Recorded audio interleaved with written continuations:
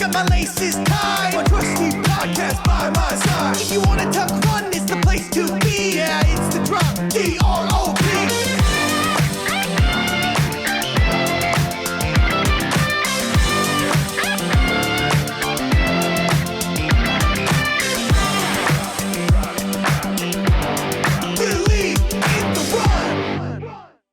All right, I'm Thomas with The Drop, and I am here with Richard Kuchinsky, design fame of sort of like, we've had you on the show before, haven't we? Episode 8. Episode 8, yeah. So we're going back a ways, but we're having you back on. You've been working on some projects. So people who don't know you, how would you describe your career and what you're doing? In short, I'm a runner and running shoe designer. I've been doing this for 23 years, and that sort of the shirt says it all, I guess. Yeah, I thought for people not watching, it says run, sketch, repeat. I thought you were going to keep it really short. I'm a runner and a shoe designer, and I was like, okay, like, let's get into it a little bit. But I guess that's where we'll get in. Like, you have gone a different path than some of the designers we have on here. Usually we are talking to maybe somebody who's in a specific company or works for a specific brand. You're kind of a gun for hire.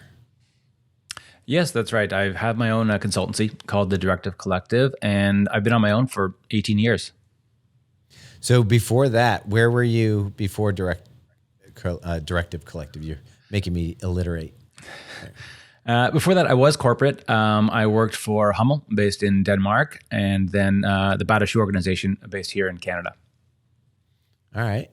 And so to give a little bit of a background before we get into like some of the processes and stuff like that, can you give me some ideas of some of the brands that you've worked with in the last, since you've been out on your own? 18 years, I guess. Sure. So most recently, I've been working with Kraft. I did the Kraft Shape Pro that you guys saw at TRE in Austin recently. I've also worked with Keen. I've worked with Fila. I've worked with, let's see, who else? Scora. A couple of other ones I can't mention. But yeah, some exciting brands and lots of really exciting stuff coming in the future as well. See, that's the interesting thing when you say brands you can't mention. So are you getting a chance to work on stuff, but it's almost like white labeled so that they prefer not to have people know that there's somebody outside the company offering consultancies, or what happens there? Yeah, I mean, sometimes depending on the arrangement, it's kind of a little bit more of a, R&D project. So sometimes things don't come to market. So those, obviously I can't talk about, of course, NDAs and whatnot. Other times, of course, yeah, it's a collaboration, and they prefer to kind of have things more in the background in terms of sort of where the creative comes from. So it really depends on the project. At the same time, obviously, I love supporting the brands and the clients that I work with, and I'm happy to shout them out if I can. So when you're working with a brand, and some of these brands, like young designers would probably be like, well, how do I get into this side where I get to collaborate with brands, especially if they're looking for a way to get in a foot in the door? Like, how do you go about? Is it at this point with 18 years you have sort of a reputation, or are you still knocking on doors or tell them, hey, this is how I might improve something? Like, what's the process? Honestly, it's a little bit of both. I mean, of course, I have a lot of experience in the industry, and I know a lot of people. Obviously, we have a lot of people in common there as well too. But still, obviously, a big part of my job is also sort of that big business development aspect, where I'm putting myself out there either through content on, let's say, LinkedIn or Instagram, or I'm direct messaging people or phoning people up or walking around a trade show trying to speak to the founder. But it works. I think fundamentally, though, whether you're corporate or a consultant, it's again about building that experience and building those skills. That comes first, of course. It doesn't matter how many people you know unless you have that knowledge kind of behind you. Yeah. One thing I'm always fascinated with in the design process is the balancing of ideal build versus what it has to turn into so that they can mass produce and make a profit on. How often are you, when you're working on a design, are you going like guns blazing, this is what I think the ideal running shoe would be, and then you see that what happens to that design, or as it gets, put through a budgeting committee and all that kind of stuff. How often are we missing, like we see a shoe and we may have criticisms of it from our side reviewing shoes where you're like, no, actually, if you really knew what it was intended, if we had kept it the way it was intended, it would have solved all those problems. How often is that happening? I think there's sort of two aspects, or two ways I can kind of reply to that. I think the first thing is understanding that obviously every shoe is sort of a certain solution to a certain problem. And that problem comes with a context, whether it's price, whether it's market, whether it's materials, whether it's a type of runner or distribution channel. And that's going to have a different solution or a different design, if you will, or a different build than another shoe that has a different kind of context. So usually that should be ultimately established first, and that's part of the design briefing process. Is to be able to kind of outlay what the problem is so that I can come up with a solution for that. If those match, I think it's a different discussion in terms of, what can I make the best answer to what the best problem is. The other question is, once it's designed to sort of meet those specifications or price point, how is it executed? And there, I think it's sort of a little bit a different story. And often it's just kind of sometimes a case if, things don't, match the expectation of, limits on maybe manufacturing or, quality kind of control, something like that. But, in my mind, I've done my job correctly if I've been able to answer the specific problem that is outlined in the brief. And that may not necessarily be, the best shoe or the most innovative shoe or the fastest shoe or whatever it may be, because not every shoe can be that shoe, of course. So are briefs pretty standardized, or would they be, some people give a really detailed brief and it's really easy for you to kind of hit the nail, versus other companies may have sort of a general, like, hey, we want a shoe that's going to be available at a big box store for runners that has the basic components? I wouldn't say briefs are standard. I mean, I think most companies and like most brands and product line managers have a method that they use for briefing, internally or externally. But from my perspective, and I know people might not like this, I've never actually gotten a good brief. It's something that actually I always try and actually redo as part of the process, because I think too often within a company, at least again from my perspective, the brief becomes sort of a specification sheet in terms of saying, okay, it has to be this price point and it has to be, this weight and this stack height and this foam and whatever that may be. But I think that fundamentally, again, and this kind of also comes from being a runner as well as a running shoe designer, that the right brief is like I say, a question, and it's trying to figure out who is this shoe for and why does it exist, right? Like it's very easy to build in a way a shoe to match any specification that you give me, any price, any material, any stack, whatever. But that doesn't necessarily mean it's going to be a shoe that you want to use, right? Or a shoe that like basically has a reason to exist. So I always, as part of my process, almost like to redo that briefing process, try and figure out what that actual kind of question is, and figure out more than just, again, the ingredients that are going to be in it, but sort of like the whole context for it. How is it going to work, with a runner's overall, let's say rotation of shoes? They're not just going to use one shoe. So, where does this fit? How is it going to fit within their whole life cycle in terms of, lifestyle, on the run, off the run, all those kind of things, right? So when you come into a shoe and say, for example, say that on the brief, it's a shoe that fits into a category like stability or something like that. How much latitude do you have as a designer to maybe come up with a new concept for stability? Like it's changed since the strictly putting posting to now people talk about guidance and stuff like that. But like if you wanted to experiment and maybe even take it to labs and be like, hey, is this going to solve the problem that we're really looking at? How much latitude do you get? Or do you have to stick to pretty much formulas that are already out there? I think there's a lot of latitude. The way I look at it is trying to see what I can add more fundamentally, as opposed to just solving those physical problems of, maybe a biomechanical issue, let's say like stability, but trying to figure out, again, what the consumer wants. So maybe that consumer has, a little bit of a pronation or supination kind of issue, but ultimately maybe they want to have a shoe that's comfortable, or they want to feel confident on the run because, they're unstable. So addressing what those issues are, or maybe it's, a speed thing, because maybe traditionally stability shoes have been kind of clunky and slow and not very fast. adding all those kind of issues kind of on top, and again, fundamentally figuring out, okay, what does the consumer want, or maybe what are their needs, beyond sort of what the sort of base mechanics are. Usually there's lots of latitude for that. And that's not even, again, talking into like design and aesthetics and how directional is it, or materials or anything like that.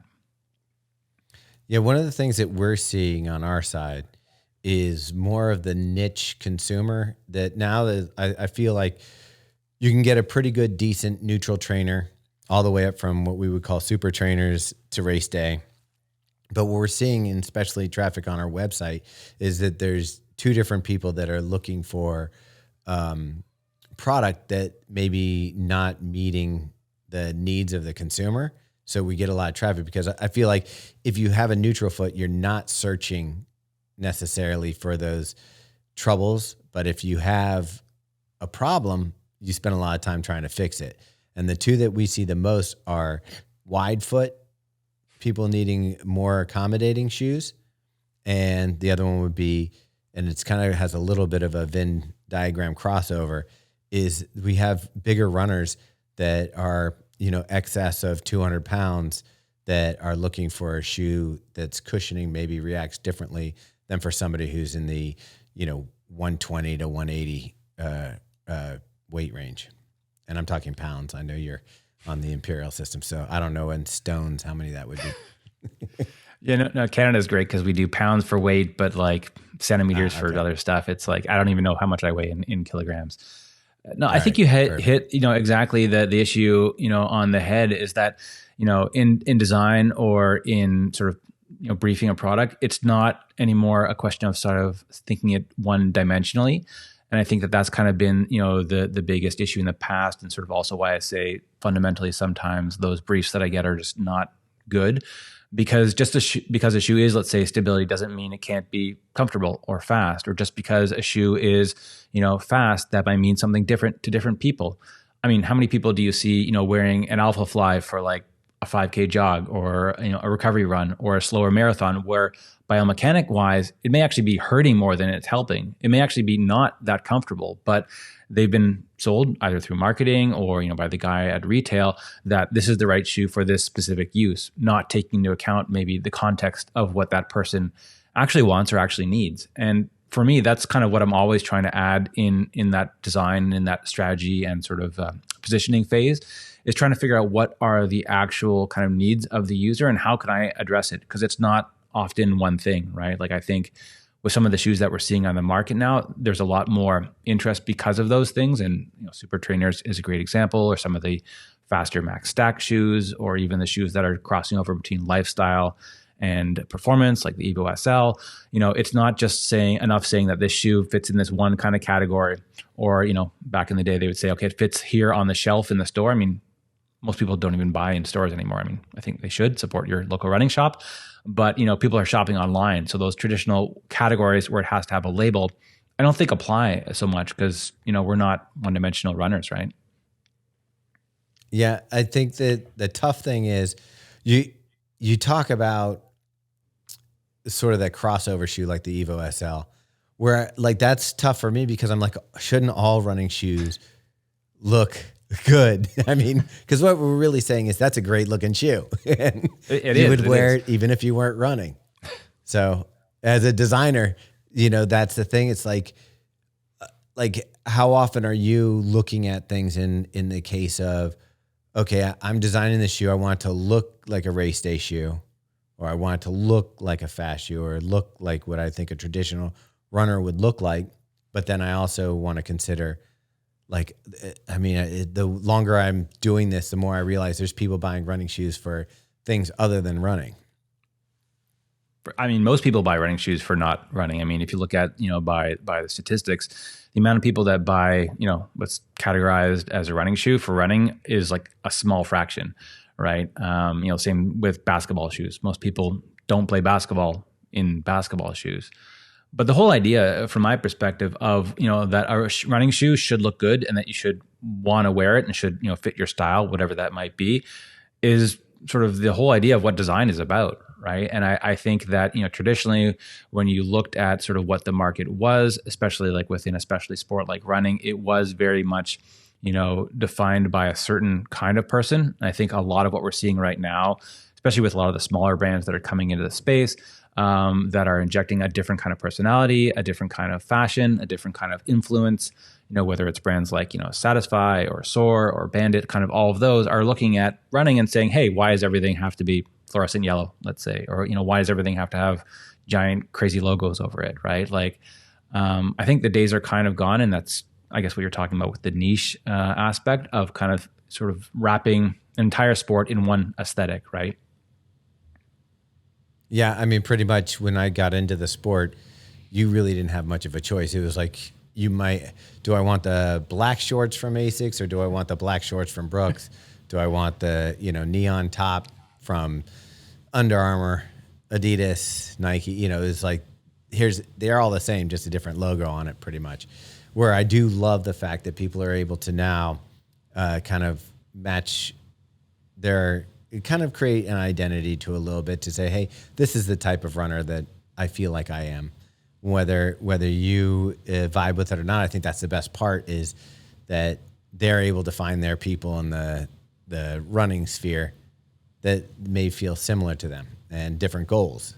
But I'll say the one shoe that has, like, it's got to be a little crazy being a shoe designer and seeing a shoe like the Evo SL, because it's pretty simple.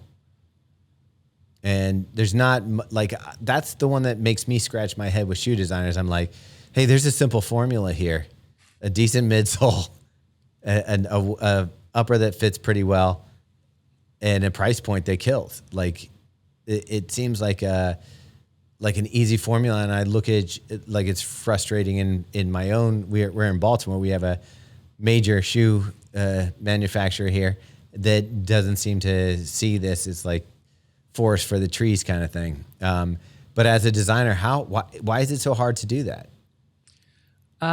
It's a really good question.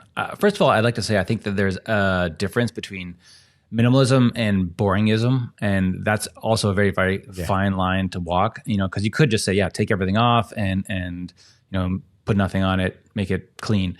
It can also just look really cheap. It can look like a Payless shoe, right? I think it's that combination. Or the new Yeezys. It's the combination. Yeah, but it's the combination though between, trying to, for one, like you said, having a good foam, having the good performance characteristics that make it not just, a takedown version, like a cheap version. Like there are some takedown versions of the Pro Adios line from Adidas that are just pretty clean, but they're also not really running shoes, right? But it's all of that, but then also having sort of that, I guess, subtlety in understanding materials, understanding good patterns. The less there is on there, the more you can't really hide stuff. You can't hide stuff with a bunch of overlays or prints or details. There's also, of course, the whole idea of brand, right? I mean, with different brands, like you're talking about, whatever, let's say Under Armour or Adidas or Nike or whatnot, if it's just the logo, if it's just the shoe and just the logo on it, like, is that a logo that people want to wear, right? And obviously people feel differently about different brands, right? So, even just how the logo looks on a shoe. I mean, I've said this for years, the Under Armour logo was designed for apparel. It just kind of doesn't look great on a shoe, just with the shape of it, right? So, I don't want to say that's not their fault, because I guess it is, but that's nothing really a shoe designer that's given that logo can sort of fix in a way, right? Aside from just like making it as small as possible or hiding it or something. But the whole idea of like, trying to make a good looking shoe is like, obviously it seems so simple. It's not. I mean, that's, why I have a job, I guess. I'm not even talking about the looks to a certain degree. For me, I look at some of my favorite shoes, and obviously there's a bias, but like if I look at like New Balance Rebel, the Evo SL, even the Nova Blast from Asics, it really comes down to just a good foam on a decent upper. And I struggle to see why it's difficult for, like, why doesn't every brand have a really great, really nice foam, simple, trainer that's lightweight? Like, I just don't understand it. It makes it, sometimes I'm like, it can't be that hard, is it? Well, I mean, the whole thing with footwear design ultimately is like when you're building a shoe, it's like you have a set of ingredients, right? And everyone ultimately has the same ingredients, right? Every brand can access basically the same kind of foam compounds, the same upper meshes. I mean, I have behind me here tons of different catalogs. All the brands have the same stuff. But that doesn't necessarily mean that you can, make the right recipe and make the right dish, for the right, let's say, client or consumer at the right time, right? Like you can go to a restaurant and you can buy the same ingredients that some 4-star chef buys. Your cooking may not be quite as good, right? You're probably not going to open your own restaurant tomorrow just because you can buy the same stuff, right? So it's kind of a question of how you kind of can combine all those things and also in the right proportion for the right time, because even a 4-star Michelin dish at a restaurant has to be the right dish for the right occasion, right? You may not always want to eat foie gras for breakfast or something like that, right? Even if it's fantastic. I don't know if the analogy like totally works, but it is a question of trying to really mix all these different things in and know what to put in and what to put out and in what proportion. I equate that. I've used the analogy of cake batter or baking bread. Like if you don't get the flour just right or, the measurements correct, it's not going to bake well.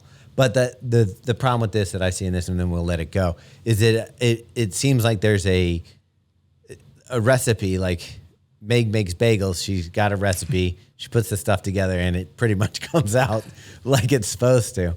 But we'll go on from there because I'm more interested in finding out a little bit like how hard it is to ratchet back the desire to add stuff in.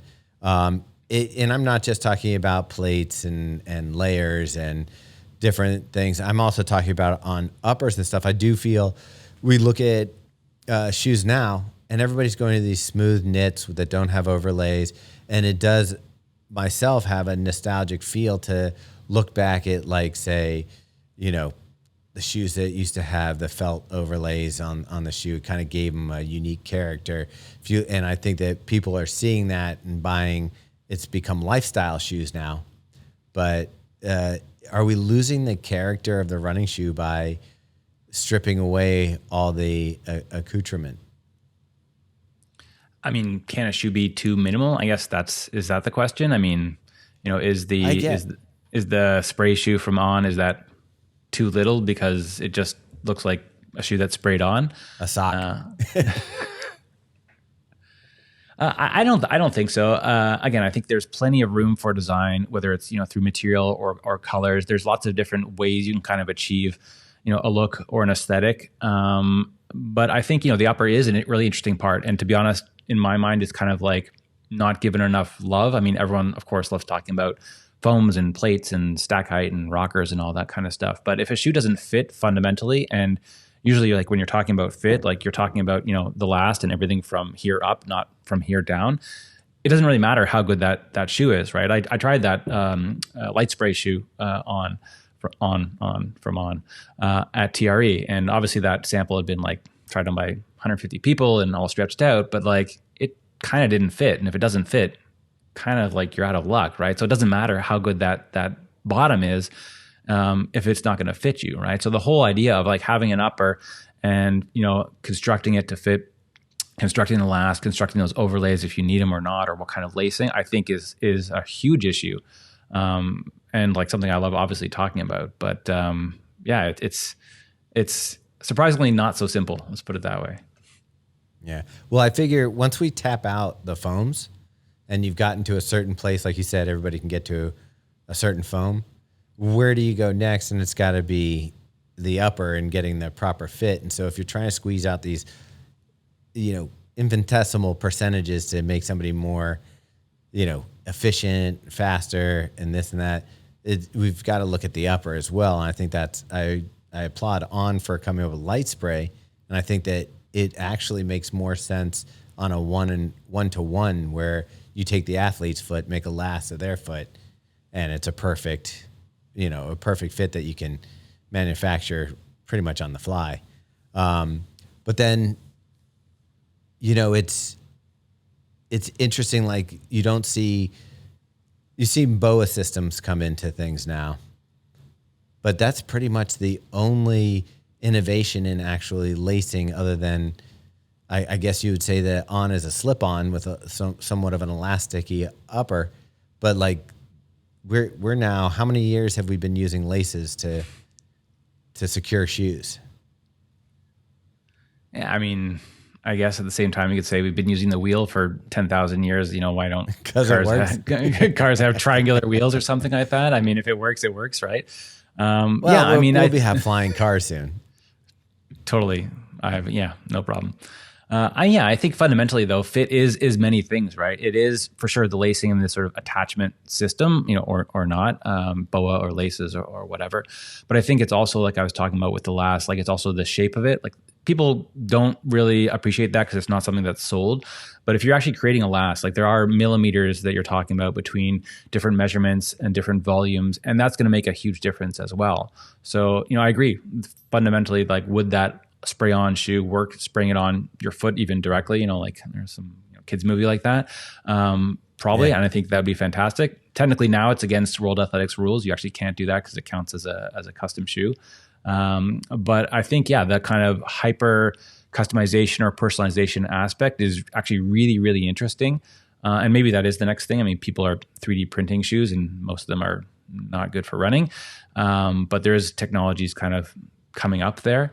But if you're talking about fit, it is, I think, also a really interesting thing to understand that it's a dynamic kind of thing. And even if you're talking about performance of sort of everything under the foot in terms of how it relates to fit, and the foams and the geometry, it's also, how it works kind of in motion, right? And it's not just strictly, okay, here's a slab of foam. And you see the video sometimes on Instagram, people dropping a little marble or something on it. Like that kind of doesn't really tell you anything because your foot's not a marble or your body's not a marble. And even like I've never bounced a foot back up in the air. Okay, if you're running a marathon on a pogo stick, okay, I guess fine. If the shoe's on the pogo stick. And even honestly, like the tests that they have in many labs, right? I've seen like labs from some of the big companies and some of the independent labs. They'll often have like a shoe that's on a sort of a wheel going around and around, so it can kind of like have certain amount of steps to kind of test it, for wear and whatnot. And then maybe it goes around like this in sort of a path to kind of simulate like a linear sort of distance. That's not what a marathon is, right? Like every marathon has corners, right? Pretty much.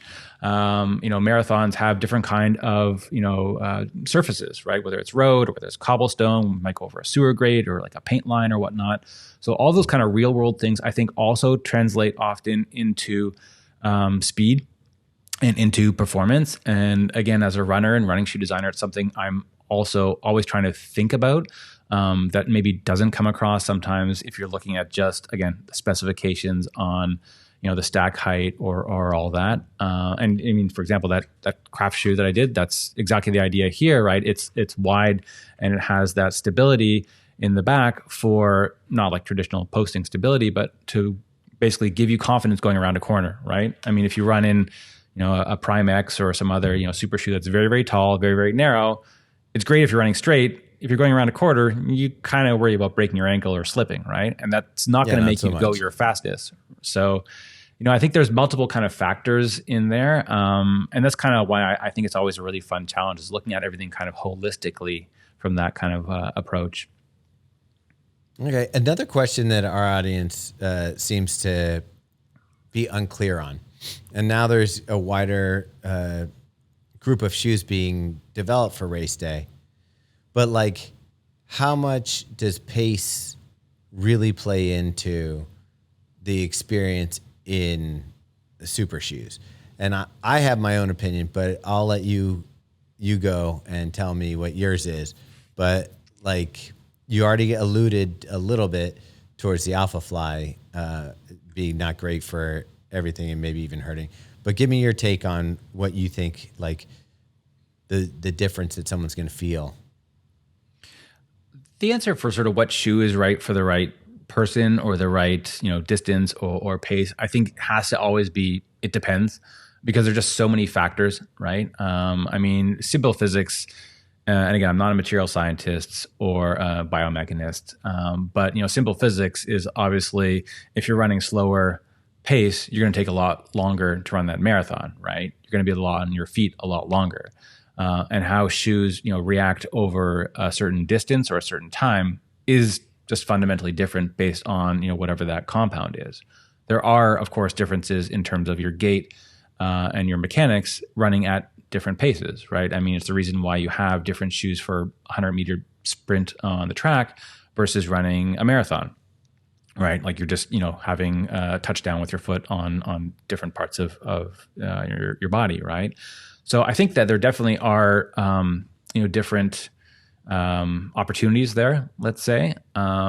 I think, though, at the same time, thinking about it from a runner's perspective instead of from the footwear perspective only, there's also, again, different concerns. Like you may not be as comfortable, or, with that time on your foot, may want to have a different kind of sensation at the end of the race versus if you're trying to do a marathon in, 2 hours and 10 minutes or whatever it might be if you're an elite, right? Elites used to run in, basically racing flats, right? They were super low, super lightweight because they were low stack. And they were painful. And my coach used to be an Olympic marathoner, and he used to tell me after basically a marathon, your legs were like toast for like a month.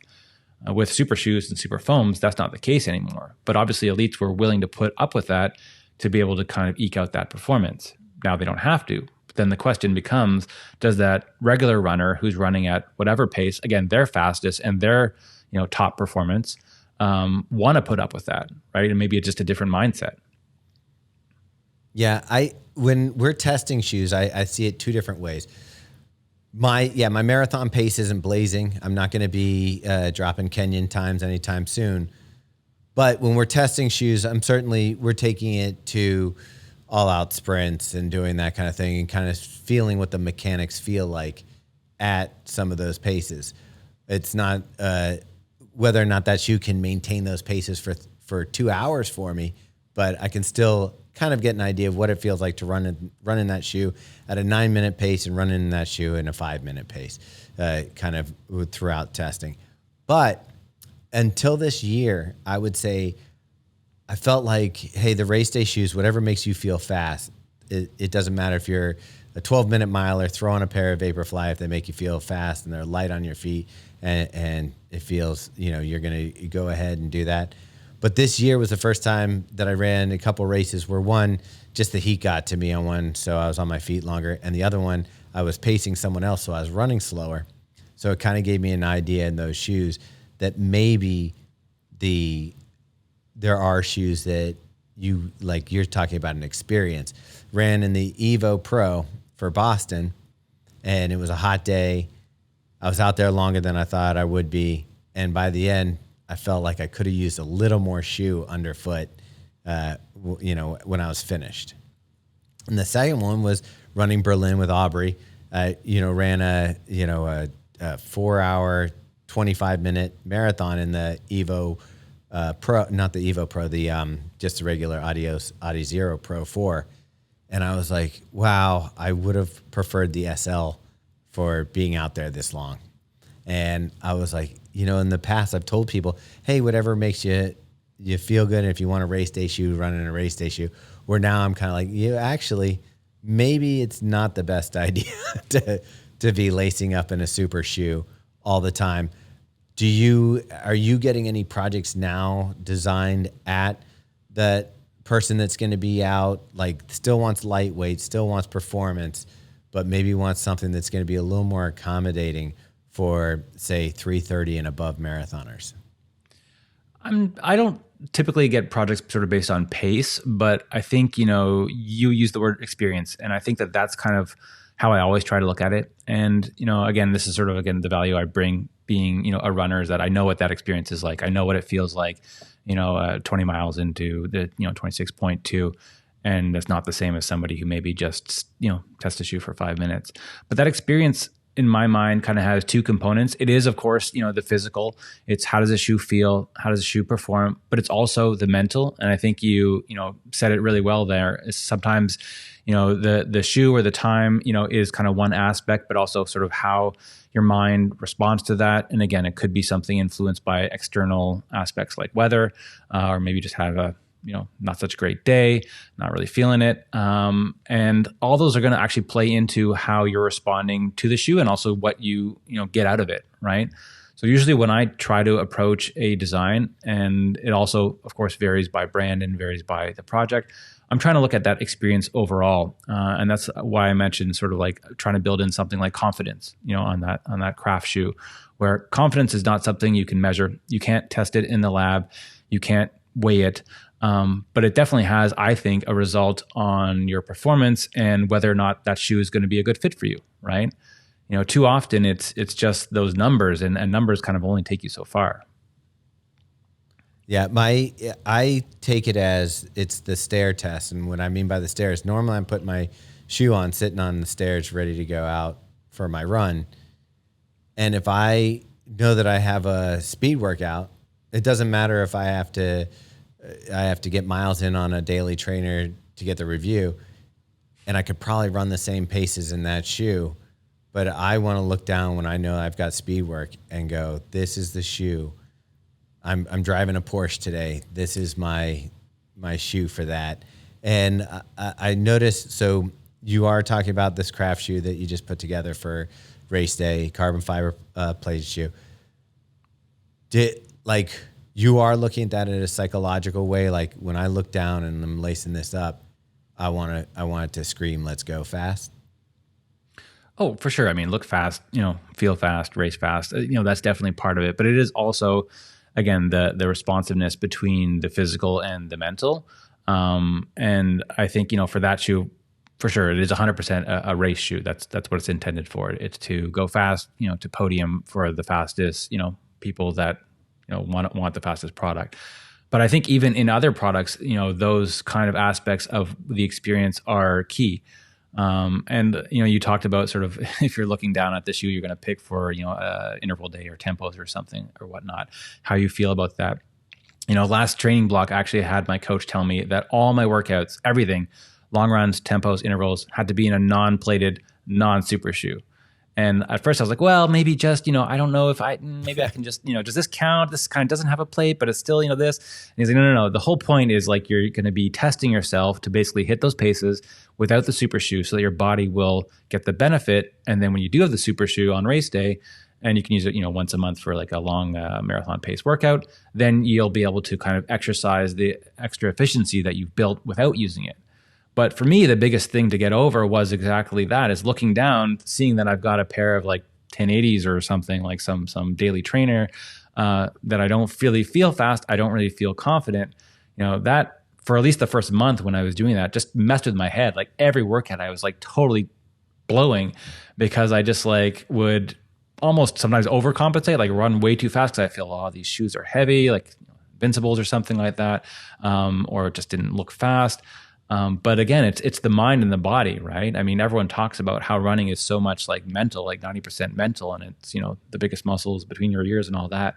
It is true. And I think as a designer, though, that's sort of what I'm also trying to leverage, for a positive in terms of like, can I make this shoe, look faster than necessarily what it says on the spec sheet or what the foam is? Again, not cheating, but I mean, people get so worked up about, stack height or weight.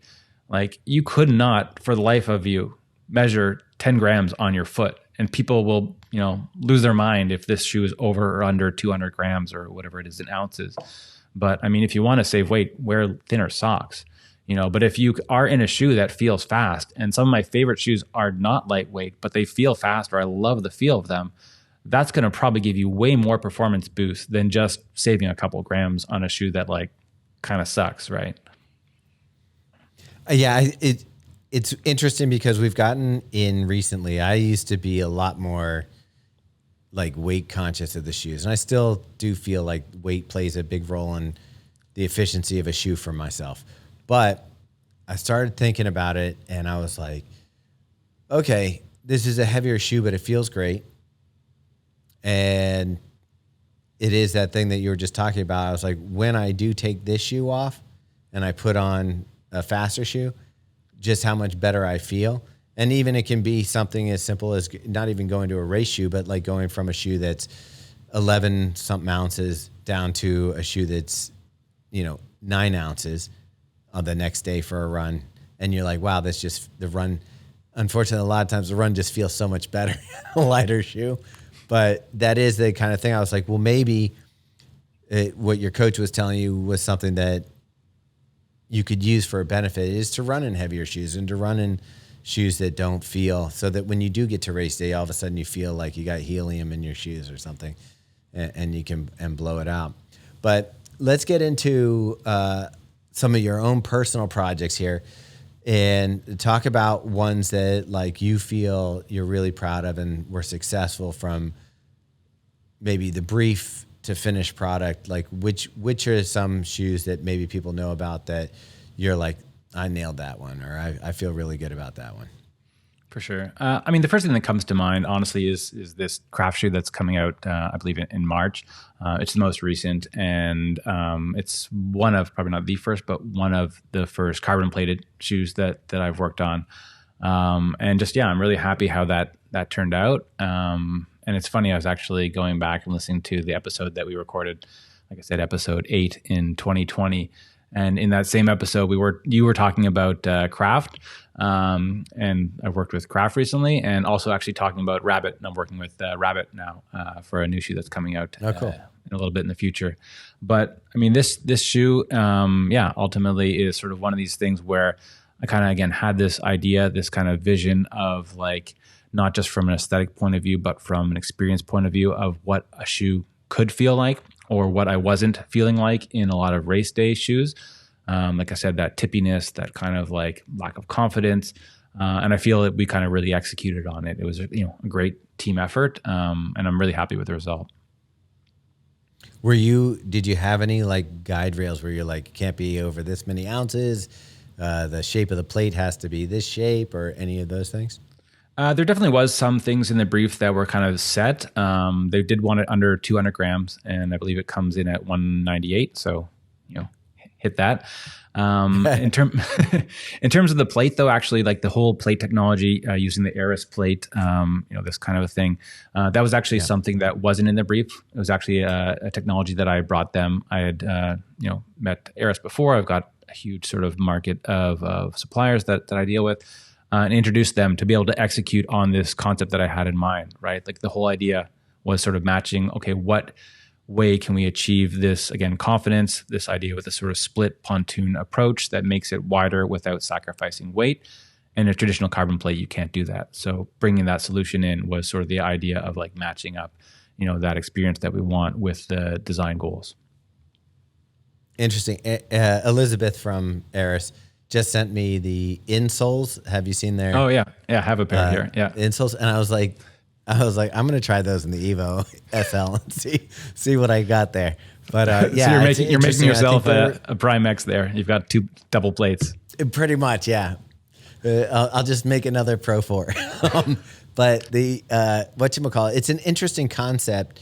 One, to put it in insole, and I want your opinion on that. But before we get there, the Eris in general has an interesting take that they can, you'll see it in the Brooks shoe, that as the shoe expands in size, the plate actually changes from one size to another. It's not just a slab of carbon that goes in there. So it's a very interesting concept that they're working on. And I think it will probably trickle into other products as well. But I didn't know that your craft shoe was using those. And then my second question, or I guess the question is, with something like that in an insole, I've heard that the plate being closer to the foot provides more, I guess, responsiveness from the plate, or I don't know what the exact term I'm looking for, the rigidity underneath the foot, but a lot of people don't feel it's as comfortable, so that's why they've moved the plate further down into the shoe. What is your take on being able to add, like, will you get a benefit from adding a plate into a topsole or an insole?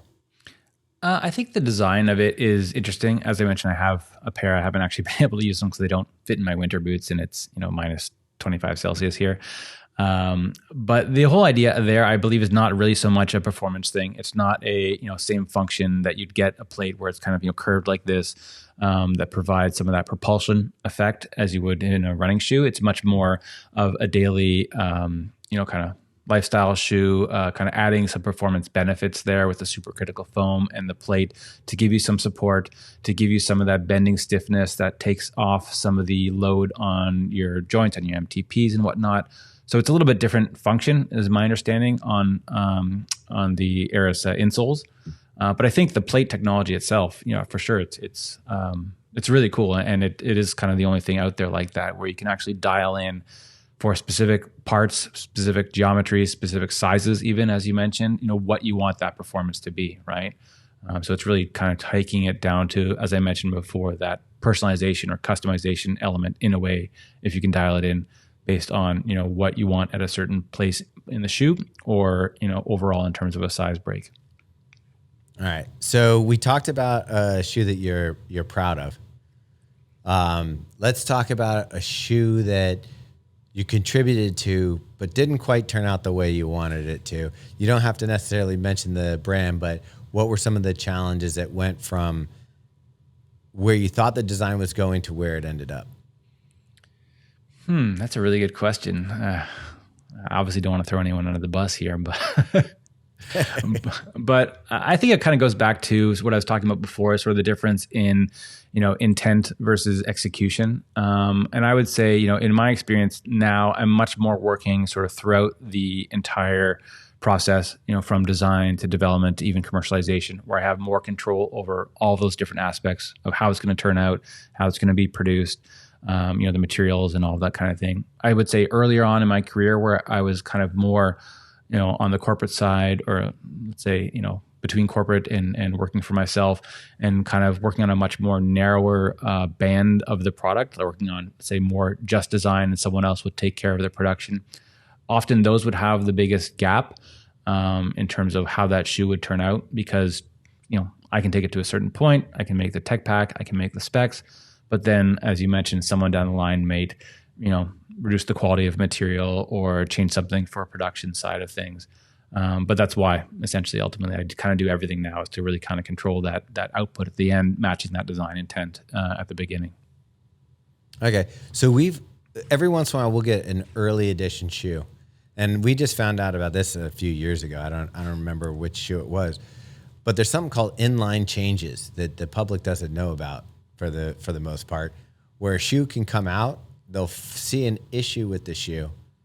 They'll address the issue with the factory, whether, it's the durometer or the foam or something goes sideways. And it doesn't really get any kind of hype, but then another person will try the shoe, and we used to get baffled because we'd be like, this is our experience in the shoe. We're getting an early production model. And then our reviews up for a while, and we're getting all this contradictory feedback.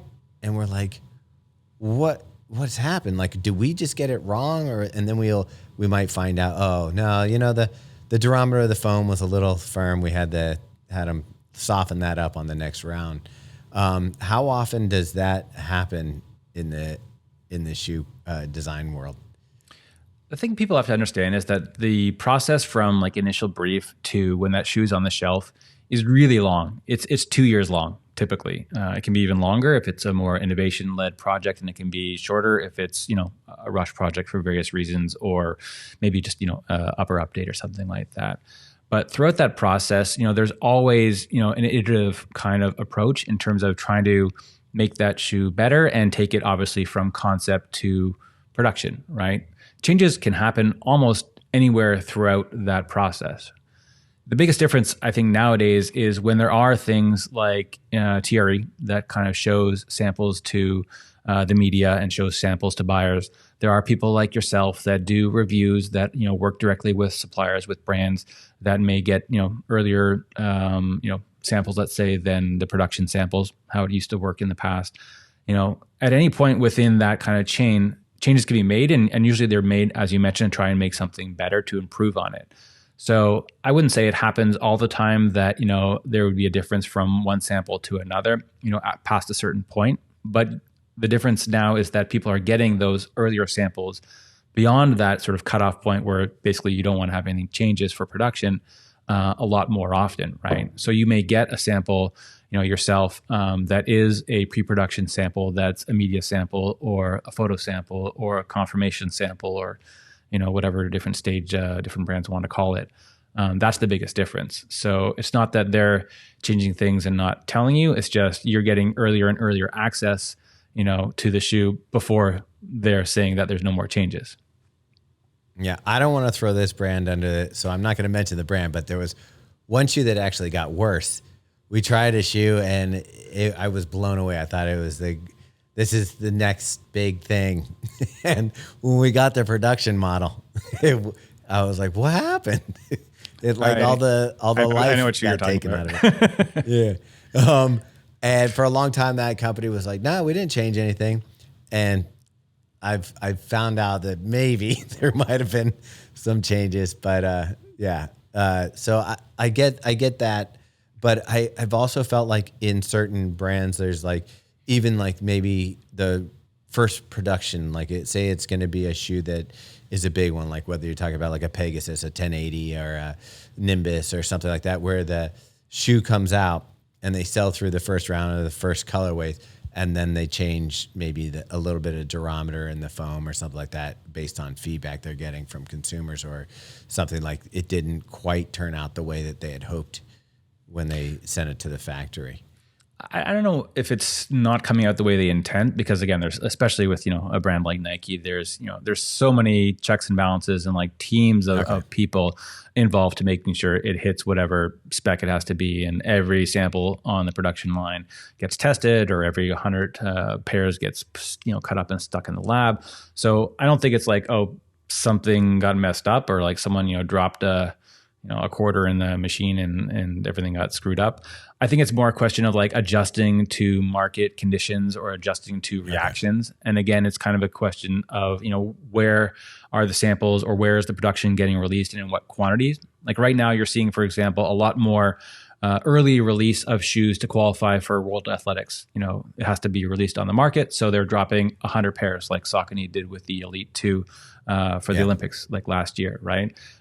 Or you're getting a little bit of drops to go out to all the influencers or all the media that, technically is a production run because it's, enough pairs, but it's to kind of gauge that first interest, and it will sell out immediately. So normal people, don't get a pair, so it would be, I think, in the brand's interest to, if they release those 100 pairs and everyone's like, hey, this sucks, make an improvement, right? Whereas in the past, 5 or 10 years ago, even not that long ago, it was much more, okay, we're going to do one production run.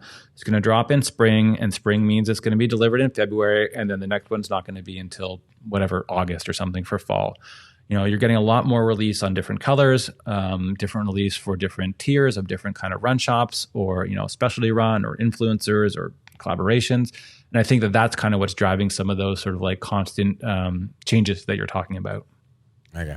So in your opinion, when the way that the shoes are getting released, especially race shoes, in these limited quantities, these limited drops, these, small batch releases, do you think that's a good thing, or do you think we should go back to nobody knows what anybody's wearing, and you just see a new shoe on race day? It's really hard because honestly, as a runner, I want the latest product, and I want like the newest new, and I want to know about it, and I want to hear about it, and find out everything I can, get as soon as I can. As a designer, it kind of to me is somewhat irrelevant, because again, I'm working on things like 2 years, in the future. So even by the time something comes out, if it's something I've worked on, I've seen it. And even if it's something I haven't worked on, I've maybe already, know about that foam or know about that technology. So, what's kind of new nowadays is not always kind of new. But I think the added level is sort of that hype. Maybe that's what you're talking about, is like, everything now comes with an embargo date. I mean, you guys probably deal with it more than anybody. And on that same day, all the blogs and all the influencers have to post about the same shoe. It's a little different than in the past. You just go down to your running shop and say, hey, what's new, right? And I will say my personal opinion, and I'm going to sound like an old fogey here, but that I miss the surprise that it used to be these new shoes. I early when we first started Believing the Run, we would if we got a wind of a secret shoe or something like that, we would post it or whatever. And as our relationships evolved with brands and stuff like that, we realize that, hey, that's not something they appreciate so much. So maybe we'll leave that to somebody else to do. But I do miss, like, now it is a thing where it's like you go to 20 different channels and they're all posting the same shoe on the same day. Whether you like our photos or their unboxing or this or that or the person who's telling you, it all comes down to that stuff. But I miss the days where I used to feel like I was breaking news. Like we got a shoe that nobody else had and, hey, take a look at it. And usually we were working with a brand on that stuff. So the brand would be like, all right, hey, yeah, just don't post it till this date.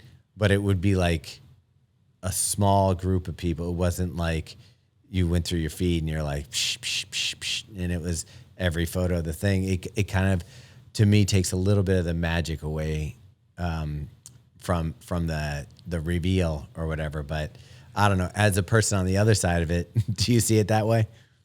Well, yeah. I mean, you can also just go to the World Athletics website and see those crappy photos of shoes before they're there on race day, right? Like you said, you'd see before just oh my God, what's that guy racing in? Now 6 months in advance or whatever. Just looking at that one website. I think it's a different kind of time that we're living in though now as well, where people are also expecting that in a way level of hype and level of innovation to kind of always sort of be outdoing yourself.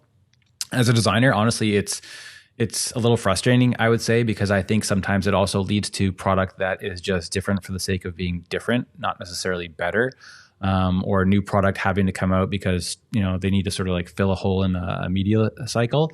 I like good product and I want new product, but I think it also, again, has to go back to serving that need and figuring out why does this thing exist. And maybe there isn't a better product. Maybe just like having a new update or a new color update, doesn't necessarily need to happen just to get people to buy new shoes. Well, I think there's one brand that I think is doing a good job at kind of where I think there is a consumer demand for it is like a Norda, who's like, this is our model 001. Colors are going to change, but this is the shoe. And you can get it. It may have come out 3 years ago. It's the same shoe it is today. It'll be the same shoe 2 years from now. They felt like they built a good shoe and they would go on that. And they're building new shoes. And I don't know if you've seen the 005, but it's a pretty spectacular trail shoe there. Also Canadian. But I kind of like the idea of that. And it was funny. I was talking to one of the designers from a major brand and I was complimenting him on his shoe. He goes, yeah, now I got to try not to F it up. And I'm like, well, just leave it alone. Just like it doesn't, maybe this one's a classic, just like it is. Just leave it, and you can always come out with another model or something. But I feel like there is that need to 1, 2, 3, 4, 5, 6 and continue on every year making an update. But sorry, go ahead. No, go ahead. No, I was just going to say, for sure, I think Nick and his team at Norda are doing a fantastic job. And it is a good example of sometimes you don't have to change it. If it's not, broke, don't fix it. The biggest challenge, I think, is also at the same time the competing, things where trends are moving faster than ever before, with social media and all that kind of stuff. Material science is also moving a lot faster, right? Like whatever was a best foam even a year ago is already being surpassed by a new material or a new manufacturing process, or a new combination of things, right? So, on one hand, I know every runner, and I've had this conversation a million times with clients and with other just runners, wants to buy one shoe and wants to buy that same shoe for the rest of their life, right? If it works, I want to buy it and I want to stock up. And I've done that as well, right? I think we had this conversation last time. Like I loved that Zoom Fly Flyknit. I bought 25 pairs when I went to the outlet. But at the same time, obviously brands want people to buy more shoes, right? And there sometimes is that need to improve or to kind of keep up with, where the performance bar is in terms of materials, in terms of, what the weight is or something like that. But I think, fundamentally, there are a lot of shoes on the market that don't need to exist. Oh yeah, there's definitely shoes that don't need to exist. But yeah, I hear what you're saying, but I also think sometimes I think there's a nostalgia, and maybe that's what it is. Like I remember the original Clifton. I thought, oh, pretty much a perfect shoe. You don't need to mess with it. And for a long time when we do reviews of the next Clifton, I'd be like, I still Clifton one. And then they came out with the redo of the Clifton one because everybody was like, oh, that was the perfect shoe. And I remember getting it, and it was identical. Like, I have the original, and I had the new one. I'm like, they didn't change a thing. The foam feels the same. Everything's the same. Tooling exactly the same. And I was like, it doesn't feel as good. And I think it's in the context of where it was to where it is now is different. I do think we get nostalgic for certain shoes. I mean, geez, the Kinvara was like my holy grail shoe for the longest time. Still my marathon PR. And now I can't stand running in your basic Kinvara. It's like, it's a horrible experience. So I do think that there's a little bit of nostalgia, and I do think there's a meeting point where, elevating and moving the design forward, maybe with either new foams or whatever can do it. But yeah, there's certain ones that maybe not every year. And in our naivety, when we started doing Believe in the Run, I thought, okay, if I make a comment, maybe on the next shoe, it'll get addressed, not knowing that they were 3 shoes down the line at that point. But yeah. And that's the biggest challenge. And I think that people don't really understand that, as you say, that we're working 2 years or more ahead. But that's also why sometimes there are changes that you're just like scratching your head of like, this shoe is perfect. Why they mess it up is because, they had to make that next shoe or at least start on it before that next shoe was in the market, before they realized that people love it. Right. And I don't know, but like there's tons of shoes you can look that you're like, okay, well, what happened to this? Like the Peg Turbo got killed. Everyone loved it. The first SC Trainer, everyone loved. And then the second one was kind of not the same, right? Not the same shoe, at least. The first Rebel, another one, like it was just something totally different. And then it turned into something else. I think a lot of those kind of things happen. And again, I'm not speaking from experience, but just because of that cycle, because of the timelines of like, okay, it's out there. And maybe they got some super early kind of, bug in the ear of saying, okay, maybe this is like too high a stack or too low or too soft or whatever. And then they kind of fix it before the next one. And then by the time they get out there with that second version that everyone's like, oh, what'd you guys do? It's kind of too late. And then, again, you're playing the same issue of kind of catch up and you're 2 or 3 models ahead, right? Yeah. Well, I think the toughest thing would be forecasting. Is you get a shoe that changes maybe the way that people are looking for something, whether it's the super shoes or the super trainers, where people are taking some of the high-end foams and some of the plate technologies and moving it down to something that is more accessible and ready to wear on a daily basis. And then you're like, okay, everybody scrambles to get their version of that shoe out. And then something like a simple shoe with a simple foam comes out and everybody's like, oh, this is the direction we're going. So like forecasting of where you're going to put your energy as a brand has got to be sometimes pretty difficult. For sure. I mean, look back when Nike came out with the first, Vaporfly, and how those other brands had to scramble. And, the second one in the market was the Hoka Rocket, which was, whatever. I read your review about it. Or the Brooks. I was actually rereading the first Brooks Hyperion Elite review last night. For sure, there is all those kind of like marking points that everyone tries to catch up. But at the same time, obviously, as a designer and how I like to kind of work with on brands is you're not trying to, do your next shoe based on what you see on the market now, right? You're trying to predict those trends, and it's for sure a guessing game. No one has a crystal ball, based on, what that is happening either in the market in terms of like the way people are responding to just overall activities and life experiences, or things that are happening on the technology side in terms of, developments on foam or material science, let's say. But fundamentally, obviously, like we're talking about running shoes. People have been running for like thousands of years, right? Like 10,000 years we were running away from woolly mammoths or something like that. So the actual sport isn't any different. You're just trying to tap into the right thing of like what people are looking for when, and that's the challenge.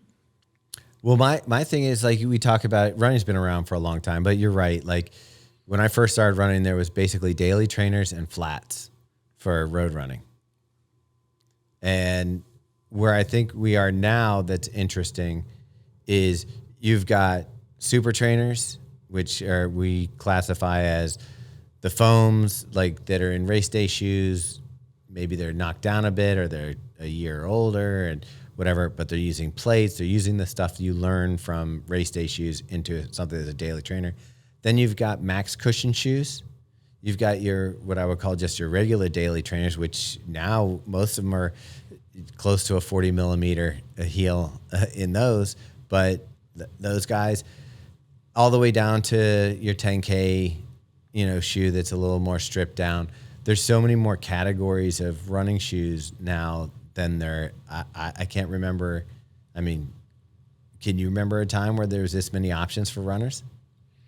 No, I mean, of course, back in the day, you had the wall and it said, stability, motion control, neutral, maybe, race day with the flats and whatnot. So it is a different kind of, premise now with sort of these categories or subcategories. But it's also, I think, how I look at it, it's very relative as well. I was having a conversation recently with someone about minimal, for example, right? And I used to do a lot of minimal with Scora, back in the day. And minimal sort of meant something then of like, say zero drop and maybe 10, 15 millimeter stacks. Now you could probably say minimal shoes, but they probably qualify for what a daily trainer was, 5 years ago, right? Like you might call the Evo SL minimal relatively. And people were calling a max stack shoe 5 years ago or whatever, maybe 40 millimeters. Now they're 50 or 55, or I don't even know what they're up to now, right? So like the Hoka Clifton looks normal, and when it came out, that thing was a giant marshmallow. Exactly. So it's all relative. And I think, even, what you're talking about in terms of performance or training or racing, again, people expect different things, right? Like, yeah, you probably are not going to race in an EVA shoe. And even those like elite, racing flats from, 10 years ago, those were thin and they were EVA, right? And no plate and all that kind of stuff. Dude, I have a pair of Saucony A6. Or I have the A3 and A4. I can't believe I ran in those. Like, it's so hard. Like, the foam is so uncomfortable. Like, I just don't. I have no clue how I ran a marathon in those. For sure, Like, it's ridiculous. What was the thinnest one that you ran distance in? I ran a marathon in a pair of Nike Frees. Actually, several marathons. Oh, geez. Okay. Yeah, I'm guessing it was right after Born to Run. Well, that's when I got actually involved in running, was around that time when I was working with the minimal brands. And for me, those things kind of worked. And zero drop, not from like a, I believe in all this kind of stuff, but just like those were the shoes, just as minimal as possible. I found worked for me. I also didn't really know what I was doing. So I didn't at that time either. Maybe not now. So there was one thing that stuck out in my mind in one of the designs that you worked on, it for fun, like for pleasure. When the first Adi Zero Pro came out with the big block of foam, Light Strike Pro, you were like, hey, we could drop some weight by cutting certain areas of this foam out. And you kind of shaped it and showed design sketches of where you would chop the foam out, which isn't too far off from later editions of the Adidas Pro, and maybe even the Adidas Pro 2. So did you feel like, hey, this is a logical conclusion any designer would come up with, or did you feel like, hey, maybe they saw my sketches? No, I don't think it was anything like that. I mean, honestly, that video, and again, that was probably 4 or 5 years ago, was just something for fun. My whole, I think, concept there was like trying to make the shoe sort of look faster. I thought like, the shoe was good performance-wise. I hadn't run in it, but like, from what I was seeing, but it just didn't look that fast, right? And at the time, that first Alphafly OG was out, and that shoe, everyone, said looked like a rocket, looked like the future with, seeing the air bubble and seeing the plates and whatnot. And, by comparison, the first Adidas Pro was just kind of pretty plain and pretty simple. I mean, obviously now we're kind of coming maybe full circle, or the pendulum swinging the other way. But that was the kind of whole concept there. All right. So let's wrap this up with thing I think people would be most interested in is where you see trends going in the next couple of years. Like, I think we've tapped max cushion. We've gone where we can with the foams that are available and the feeling. I think the next step would be to find a foam that feels as good as the max cushion that you could do in a lower stack. But then someone told me, well, if it feels that good, make it a double stack and it'll be great.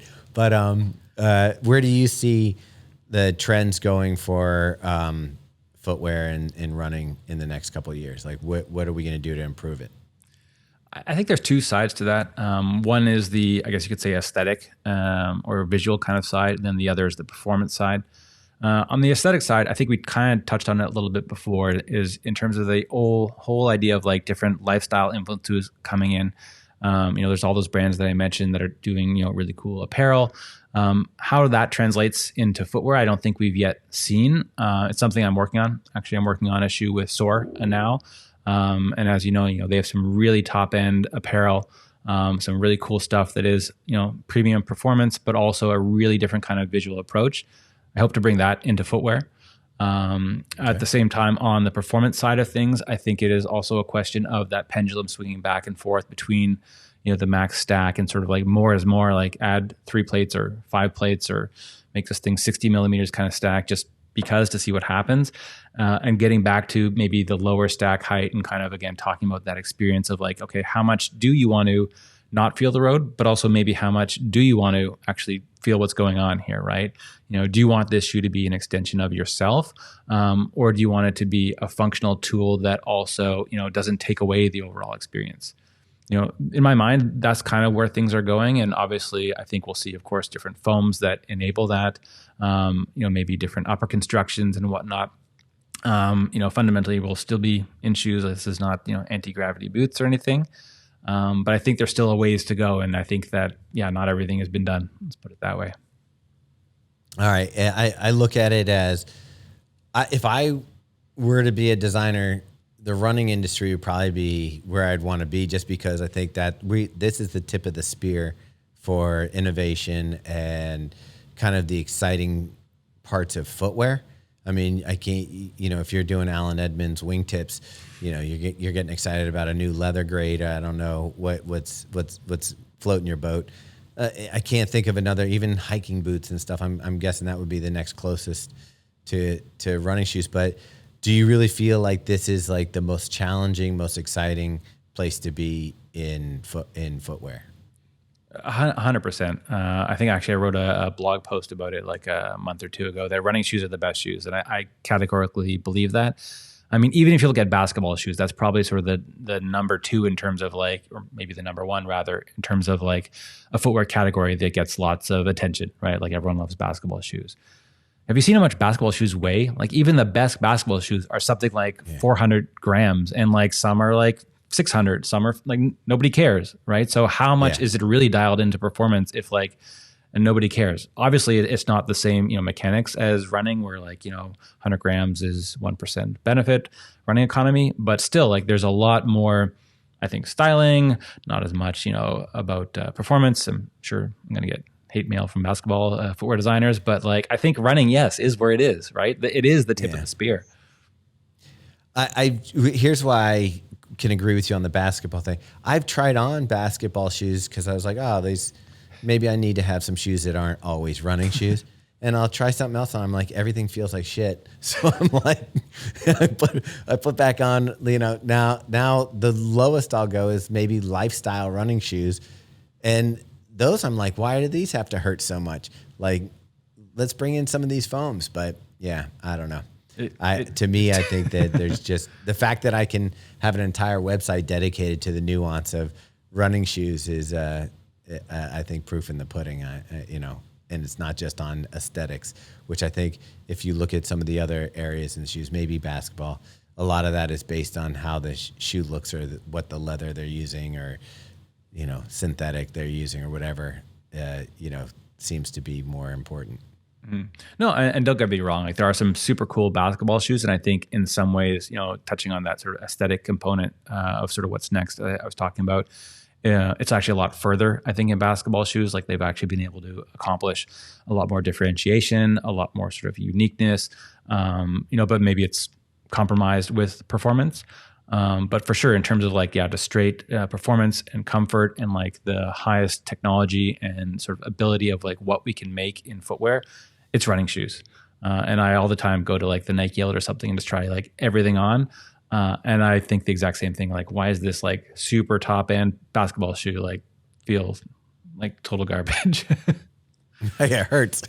Yeah. Well, definitely. I don't know if you've checked out the Nike Pegasus Premium.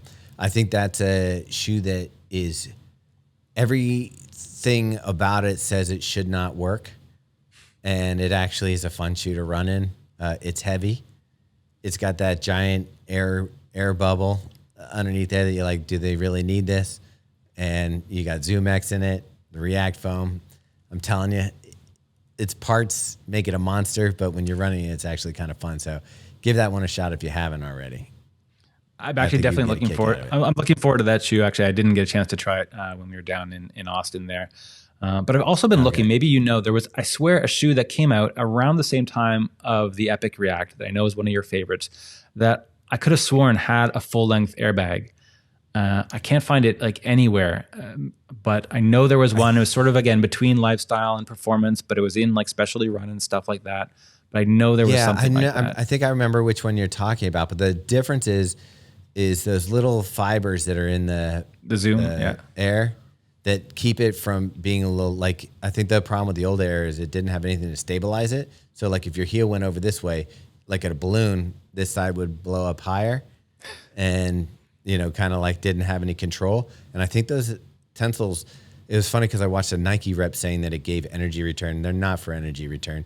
It's only to distribute, like, so that when you come down, distributes it and doesn't turn it into like a bubble. Yeah, it can't like overinflate. Exactly. Yeah. So, I think I know which one I think you're talking about. I think they put it in the Air Max. Maybe like lineup, but it didn't have the performance, the Air that's like in your Vapor Alpha Fly. So I think that was kind of a new development for that. The thing they also said is the first time they can contour it instead of it just being a slab. So it kind of, what I think that happens with that is the hard bottom almost acts like a plate. So you have, it's not a carbon plate or anything, but it acts as a plate because it's shaping the air bubble. So I don't know. I would love to, do a post on it once you try them, because I think it'll be something that you'll find intriguing from a design standpoint and how mechanically it all works together. So definitely check it out. And with that, if people wanted to follow your stuff, what's the best way and easiest way for people to stay in touch? Directive Collective is where I'm at. So on Instagram at Directive Collective, website's directivecollective.com, and on LinkedIn, I'm Kuchinsky. So there's a lot of content in all those channels. They all kind of cross over. And obviously out in the street, I've actually had more than one runner just, track me down as I'm doing a long run. I'm out and about. Out and about. That's a very Canadian there. It's funny because I've been contemplating. LinkedIn I've been contemplating getting rid of, but I guess it's necessary in the line of work that you're doing. I'm just like, I've been every once in a while. I'm like, do I just delete that one? But yeah, no joke. I get 95% of like my web traffic and like business stuff via LinkedIn. I'm almost like, oh, that's crazy. I'm almost going to like get rid of Instagram. Like it's almost like I don't even look at that anymore. Yeah. Maybe I'll have to take another look at LinkedIn, but all right. So that's great. Thanks for coming on, Richard. And thanks for keeping us up to date. And I hope people check out Directive this is a tongue twister for me. Directive Collective on Instagram, LinkedIn, and there was one other spot, right? The old internet, the web. The old internet, the website. Yeah, there it goes. The biggest one. All right. Well, thanks for coming on again. Thanks for having me, Thomas. Give a good stretch, got my laces tied. My trusty podcast by my side. If you wanna tuck run, it's the place to be. Yeah, it's the drop, D-R-O-P.